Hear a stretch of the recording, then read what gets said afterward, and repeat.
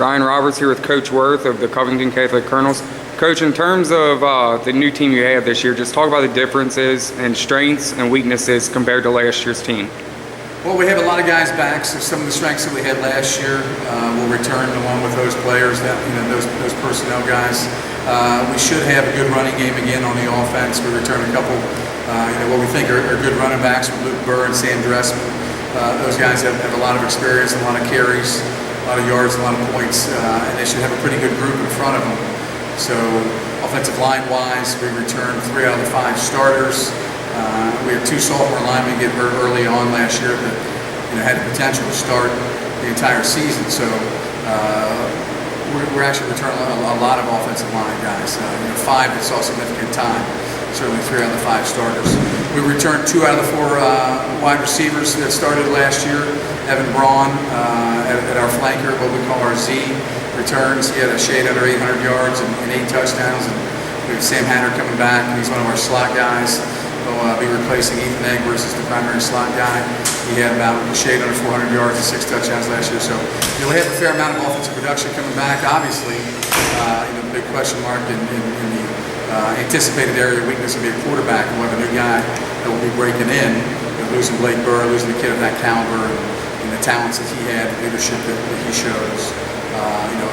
A challenging thing to do, but we're lucky in that we got some good guys in the program that are ready to step up and take over right now. Realistically, we have Adam Wagner, going to be a junior in the lead to take over quarterback. He's a phenomenal athlete, great athlete, probably about the second best athlete on the team, and a good thrower. Certainly not a thrower in Blake's capacity yet, not at that level, but he's going to be a very adequate thrower for us and be able to do the things that we need. So offensively, we should be able to move the ball and score some points. Defensively, we got a fair amount of guys back. We lost a lot up front. The 3 defensive line starters that were seniors last year, those are all gone, and those were really good players. But we have 2 guys coming back that saw significant action with them. We play a 3-man front, so we had to play more than those 3 guys. I actually think we'll have more depth at D-line this year. Overall, we'll have better size and better depth. So I'm excited to see how our D-line progresses. We should be very good at linebacker and very good in the secondary. We got 3 out of 5 returning starters in the secondary and 2 out of 3 at linebacker. Certainly led by Sam Burchell there in the middle. So we have a chance to play good defense again this year. We just got to step it up a little bit and cause a few more turnovers, which we didn't do as much as we should have last year. Who are some of the younger guys coming into the program that you're expecting to step up? Well, certainly in the upcoming junior class, it would start with the quarterback, Adam Wagner. From there, it would go to probably wide receivers, Logan McDowell and Lee McClure look to make a big impact this year in the slot and on the outside. Those are 2 very, very fast guys, very explosive guys.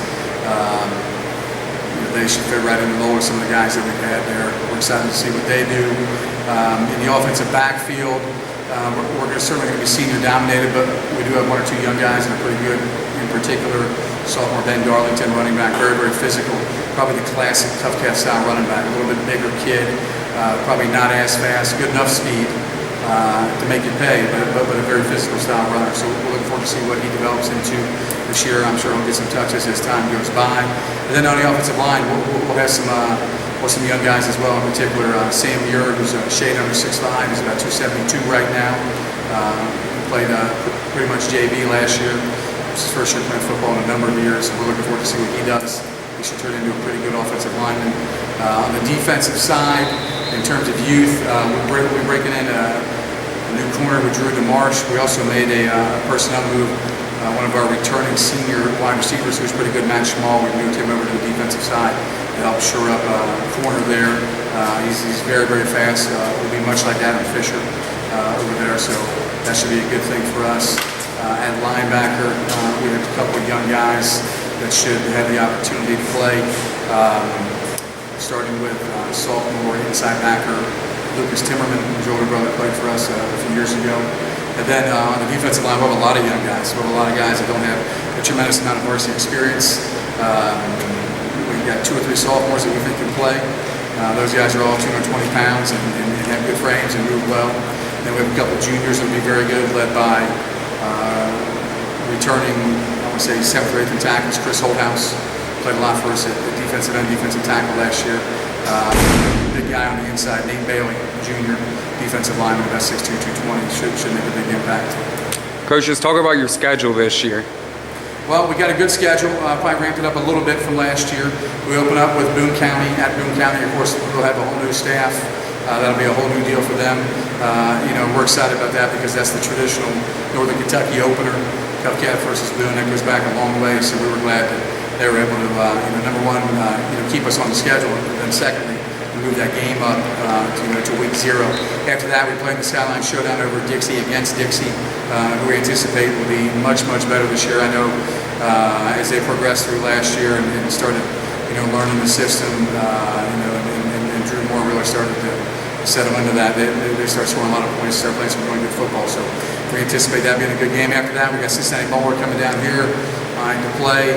We go all the way down to Henderson County, which I think is Kentucky's 5th or 6th biggest school, in week 4. Then we have the bye week, and then we have Highlands at home. So that's a Highlands game here Saturday, and then just 5 days later, we're playing Beechwood on Fox Sports Ohio, Fox Sports Mid-South, whatever it is. We're playing them on a Thursday night over Beechwood. We know Beechwood will be very good. They had a phenomenal freshman class. Some really, really good players that are coming up playing varsity for them now. After that, we have Ryle, and then we have our district play. The rest of our district play, the Compliment Highlands. We have Harrison County and Holmes.